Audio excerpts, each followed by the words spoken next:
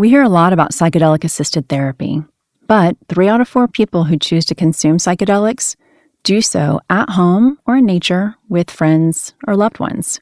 I'm April, founder of Set, an integration platform to help you get the most out of your psychedelic experiences. The podcast episode you're about to listen to may reference one of my previous shows, The High Guide or How to Do the Pot, because I've been a trusted source in cannabis and psychedelics since 2015.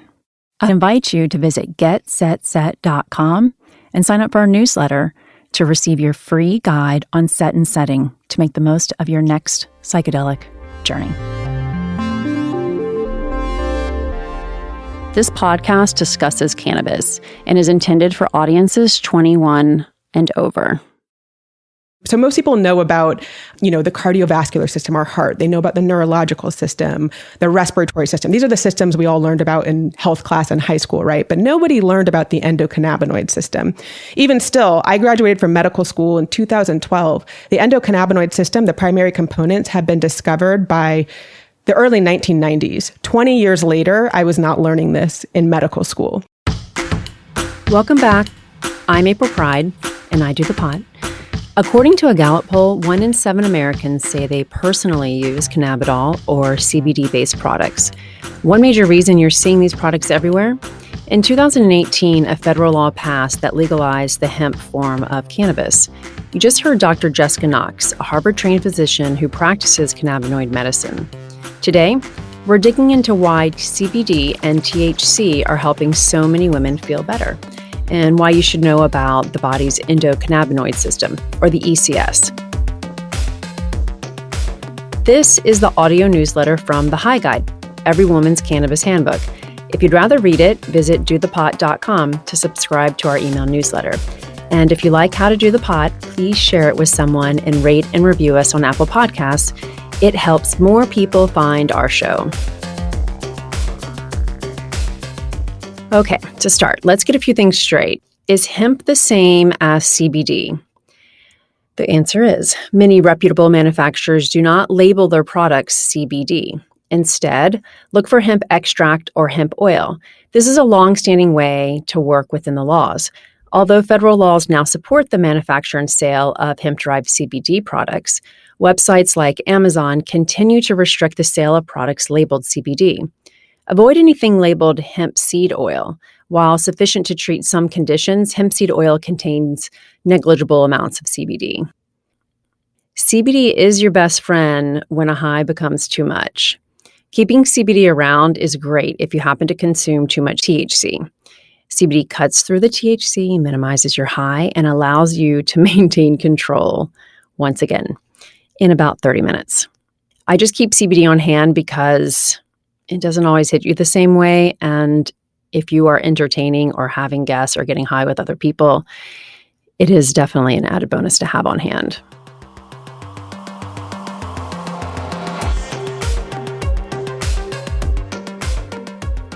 I'm Dr. Jessica Knox, more commonly known as Dr. Jessica, because I am one of 4 doctors in my family who are all Dr. Knoxes. So I'm Dr. Jessica or Dr. Jess. My mother, Dr. Janice, had started working in cannabis clinics in 2011. And she was really the reason that the rest of the family got interested in and started working in the cannabis space because, she went to cover one of these cannabis card clinics one day for another physician, went in very skeptical, sort of believing she would see all of the stereotypes that, one expects when they think about like cannabis card clinics. But instead she saw babies and grandmas and professionals and cops and all of these people who were coming into this clinic because either they had been failed by the conventional medical system or, they were sort of like on their last legs where it was like, this is an option of last resort. They were real people seeking real relief and many of them finding real relief with cannabis. And so her mind was sort of changed at her first day at that clinic. The endocannabinoid system, really important system that's sort of balancing and modulating all of these other systems in our body to maintain what we call homeostasis or balance in our body. But the endocannabinoid system, as powerful as it is, can be worn down by various inputs. The most common inputs that are wearing down the system are our food, or our poor quality food for most of us Americans. Pollution or chemicals, pharmaceutical drugs are a big one that can wear down the endocannabinoid system. Stress, right? Just like the daily anxiety and stress of our very fast-paced lives and social media, aging, and genetics, all of these things can work against the health of our endocannabinoid system. Here's what you need to know about how CBD and THC work differently in the body. CBD is amazing at fighting inflammation, calming the nervous system down, also known as relaxing. For full-blown pain, cannabis works a little differently. To get the full effect, you often need a combination of THC and CBD. And this is where we're going to get into a few definitions for the uninitiated. To date, at least 113 different molecules have been isolated from the cannabis plant. These are called cannabinoids. There's the OG, THC. This is what gets you high. Then there's CBD, shiny new cannabinoid, but really an OG as well. Not only are there different molecules that have different effects within the cannabis plant, it's not only one plant. Cannabis sativa is a family of plants that includes two varieties, hemp and cannabis. Both the hemp and the cannabis plant contain cannabinoids. THC and CBD are just two of over 100 cannabinoids found in the cannabis plant. In the hemp plant, CBD naturally occurs at higher rates. THC levels in a hemp plant are extremely low, less than half of 1%. Whereas cannabis today has higher levels of THC, with typically most of the CBD nearly bred out of our plants. Because, people growing the plants wanted more of the get you high stuff. Equilibria, a premium CBD company created by two women who want women to do the CBD right. So Equilibria offers one-on-one access to their highly trained specialists with each purchase. Today, I'm joined by Equilibria's lead CBD educator, Maya Reed. Maya, what do women ask you most frequently about CBD?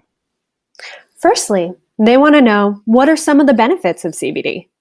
Most often, the answer is for stress, chronic pain, and sleep. After taking Equilibria's daily drops and soft gels consistently, our members often report decreased stress, improved sleep, and increased mobility.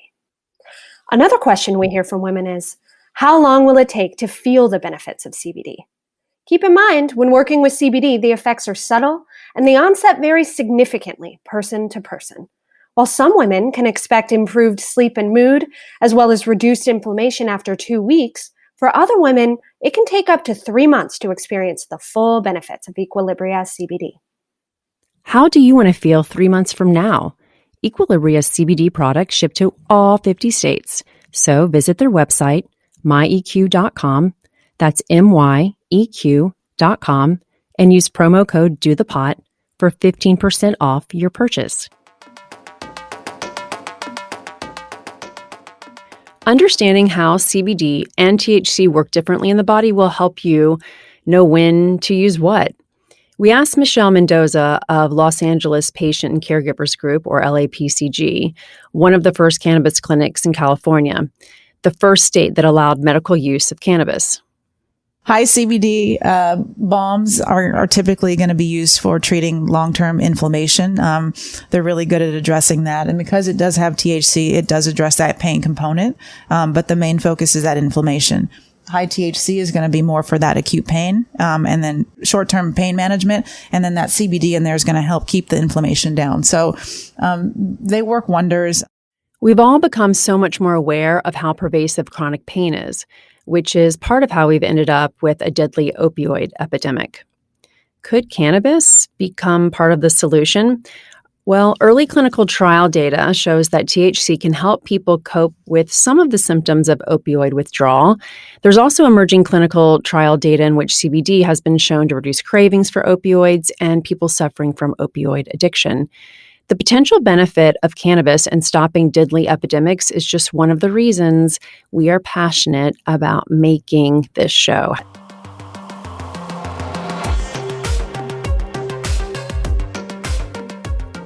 For today's high five, Ellen shares her tips on using CBD.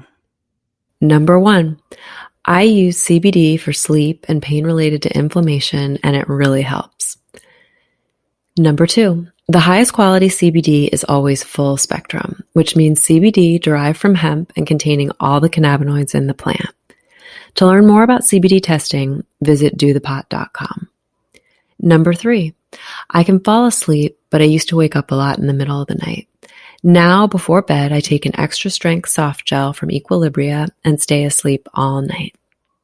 Number 4, I like CBD oil tinctures from Juna, Rosebud, and Chemistry. Chemistry is only available from dispensaries in California. Hold the oil under your tongue for 30 to 60 seconds to get the full benefits.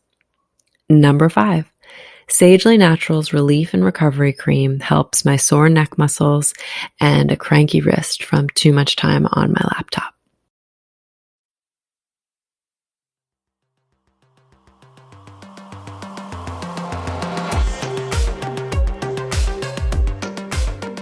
For today's strain recommendations, we offer 3 high CBD strains that are super popular. The first is AC/DC, and you will hear me recommend this time and again. It's a 20-to-1 CBD to THC strain, which means that really there's not going to be any psychoactive effects because there is so much more CBD than THC. It's often recommended for social anxiety. I like to say that's like a glass of champagne when you walk into a party. Canatonic. It's smooth. It is a quiet high that soothes the body and mind. It's almost a 1-to-1. It treats muscle spasms, stress, and pain, and it also prevents and reduces inflammation. Harlequin. It's a great daytime strain for work without stress. High CBD, low THC, effective for pain and anxiety, and for not getting high. It's best for chronic pain relief, or it's great for meditating. I definitely recommend it for that.